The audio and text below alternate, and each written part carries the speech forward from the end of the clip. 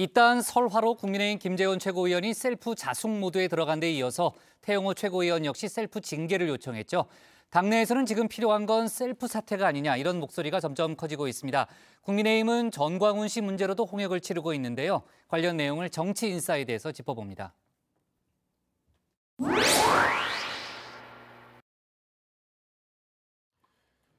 요즘 국민의힘의 셀프 서비스가 유행이죠. 잇따라 구설에 오른 최고위원들, 셀프 자숙 모드, 셀프 징계 요청이 이어졌는데요. 태영호 최고위원은 그 와중에 김구 선생 발언으로 또다시 설화를 일으켰죠. 본인도 부담을 느꼈는지 오늘 최고위 회의의 모습을 드러내지 않았습니다. 지도부에서 꼭 있었는지 나오지 말라고. 아닙니다. 혹시 언제까지 참석 안 하실 생각이세요? 혹시 내려지신 거 알고 계신가요? 태영호 의원이 유참하셨는데 혹시 이유가 있으세요? 그거는 제가 잘 모르겠습니다. 대신 윤재옥 원내대표와 면담을 했다고 하는데요. 정신교육이 이뤄진 게 아닌가 싶습니다. 앞으로 이제 이런 이슈 대응이나 이런 거 할 때 기본적인 어떤 스탠스라든지 이런 것들을 제가 이야기해드렸습니다. 이제 국민들의 기본적인 입장이나 이런 것들을 이제 깊이 생각해서 좀 이렇게 입장을 가지시면 좋겠다는. 앞서 김기현 대표도 역사 논란에 휩싸이지 않게 주의하라 경고의 메시지를 주었다고 하죠. 당분간 언론 인터뷰도 자제하라고 당부했다고 합니다. 김 대표, 최고위원들이 친사고를 수습하느라 연일 진땀을 빼고 있는데요. 우리 김구 선생님이 정말 우리 대한민국에서 가장 존경받는 지도자로서 우리는 인정하고 있고 그 뜻을 잘 승계하기 위해서 우리 국민의힘은 노력하고 있습니다. 셀프 자숙, 셀프 징계. 모두 김 대표가 조언을 한 걸로 알려졌습니다. 다만 정치권에선 그게 무슨 의미가 있느냐는 쓴소리도 나옵니다. 김기현 대표도 무슨 인터뷰 금지라니 무슨 당 대표가 뭔데 지가 그 최고위원들한테 인터뷰를 금지시키고 자숙해라 뭐 이런 의미인 것 같아요. 멍청한. 멍청한 무슨 인터뷰를 금지를 하고 그 사람들 이 뇌의 의식 구조를 자기가 가서 바꿔놓지 않는 한은 계속 그런 소리 나올 건데 뭘 어쩔 거예요. 어차피 새는 바가지라는 겁니다. 김재원 최고위원의 극우 본능, 과거에도 수차례 설화를 일으켰죠. 전두환 대통령이 대구 홍보 나오셨고 노태우 대통령이 저 803 밑에 신용동에서 잘하셨고 우리 겁내지 맙시다. 주눅들지 맙시다. 쫄지 맙시다. 대구시장에서 나서서 수군이 보수니 겁내지 맙시다. 자랑스러워야죠. 태영호 최고위원의 김일성 중심 역사관, 이건 신념이라고 봐야 할 듯합니다. 4.3 사건의 장본인인 김일성 정권에 한때 몸담궜던 사람으로서 무턱대고 사과한다. 저는 이건 사과하려면 왜 사과해야 될지, 어떤 점에 대해서 사과해야 될지 저는 이 점을 명백히 해야 된다. 김 최고위원, 당초 자숙 기간을 한 달로 잡았죠. 5월엔 다시 최고위로 복귀합니다. 태 최고위원은 언론 인터뷰만 자제 중입니다. 오늘도 소셜미디어에 잇따라 글을 올렸는데요. 언제 어디서 다시 바가지가 셀지 알 수 없는 일입니다. 내년 총선이 이제 1년도 채 남지 않았죠. 당내에선 당 지도부에서 두 사람을 정리해야 한다는 목소리가 점점 커지고 있는데요. 셀프 자숙, 셀프 징계가 아니라 셀프 사퇴를 해야 한다는 겁니다. 국민들에게 심려를 끼쳤고 당에 피해를 줬다. 내가 최고위원을 그만두겠다. 이렇게 본인 스스로 최고위원을 물러가는 것이 가장 좋은 방법입니다. 김기현 대표가 리더십을 발휘할 필요가 있다는 지적도 나왔는데요. 일단 당 지도부에선 관련 논의는 없었다고 선을 그었습니다. 자진 사퇴 필요성에 관련한 자진 사퇴 관련해서 일부 최고위원 자진 사퇴 그런 논의는 전혀 없습니다. 예. 다만 개인의 결단, 선당 후사를 강조하면서 은근히 자진 사퇴를 압박했습니다. 네, 뭐 자진 사퇴 같은 경우는 본인 결단의 문제이기 때문에 주변인들이 뭐 얘기한다 해서 영향을 미치는 건 아니라고 생각을 하고요. 오히려 선당 후사할 때 우리 당원들이 더 큰 뭐 새로운 기회를 열어줄 수도 있는 법이고요. 뭐 그 부분에 대해서는 많은 고민들이 각자에게 있을 거라고 생각합니다. 더 큰 새로운 기회라 문제를 일으킨 두 최고위원들 지금으로선 윤리 징계를 피하기는 어렵다는 게 대체적인 당내 전망이죠. 중징계를 받는다면 내년 총선 출마도 어렵다는 점을 슬쩍 상기시킨 듯합니다. 국민적 눈높이에 맞춰서 일벌백계 할 수 있고 정말 단호한 조치를 할 수 있는 분들이 윤리위원으로 들어올 수 있도록 똑같은 실수를 해도 일반 당원분들이 책임을 지는 것과 최고위원이나 또 국회의원이 책임을 지는 것 무게감이 완전히 다를 수밖에 없잖아요.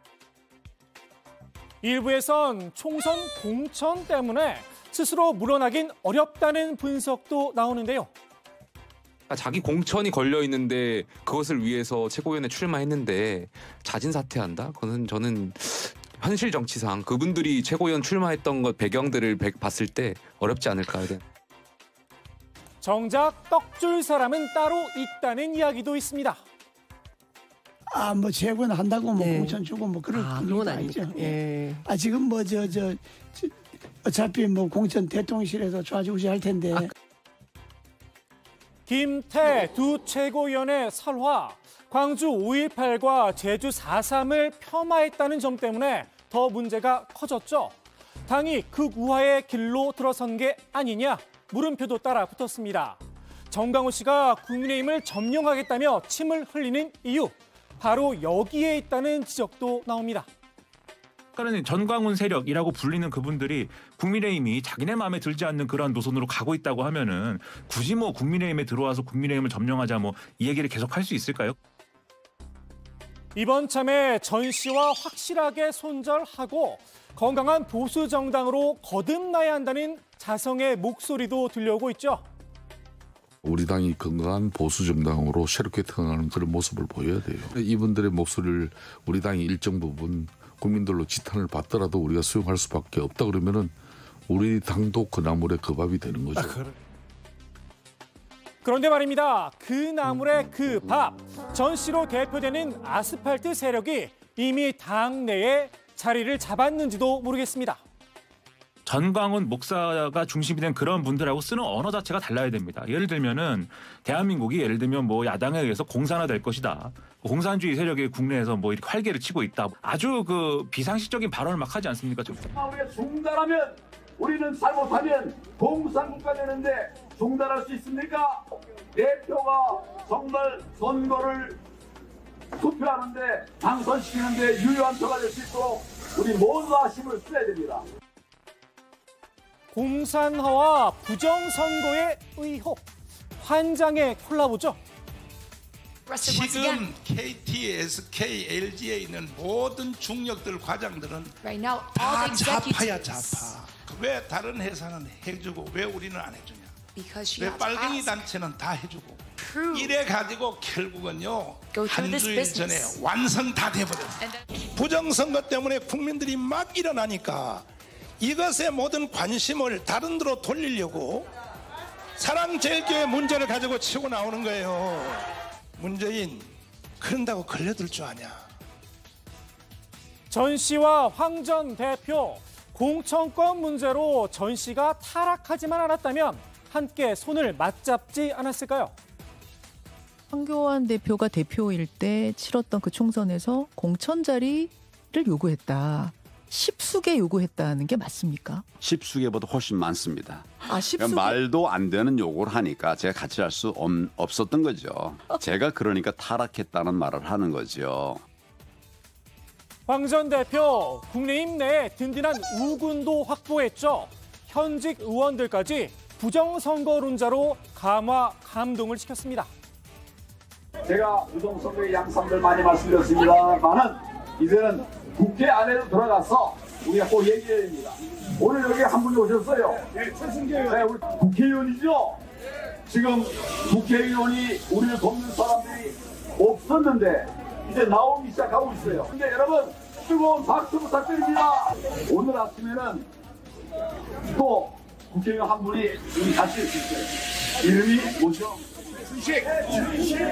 이제 1년 되면 다시 선거를 했는데 이게 지금 우리가 해결되지 않고 완료가 되지 않는다고 하는 것은 정말 우리가 경제 세계 10대 강국의 하나 군림하고 있는 대한민국으로서는 이건 수치입니다, 사실. 국민의힘의 우경화 이대로 괜찮을까요? 어제 윤석열 대통령은 4.19 혁명 기념사에서 가짜 민주주의를 우려했죠. 윤 대통령의 지적, 국민의힘도 곱씹어봐야 하지 않나 싶습니다. 오늘의 정치인사이드 윤 대통령의 말로 마무리합니다. 어지 선동 정광훈 목사께서 또 우파 진영을 전부 천하 통일을 해서 저는 누군가한테 통일당한 적이 없습니다. 알죠. 4.3 사건의 장본인인 김일성 정권의 김일성 교시에서 발생된 폭동이라고 정의하지 않지 않습니까? 그렇죠. 이런 것들로 민주주의를 위협하는 세력들은 독재와 전체주의 편을 들면서도 겉으로는 민주주의 운동가 끝까지 정의를 지키고 부정선거를 막아내고 대한민국을 살려내기 위해서 부정선거라 주장하는 분들은 저희들이 같이 갈 수가 없습니다. 행세를 하는 경우를 세계 곳곳에서 저희는 많이 봐왔습니다.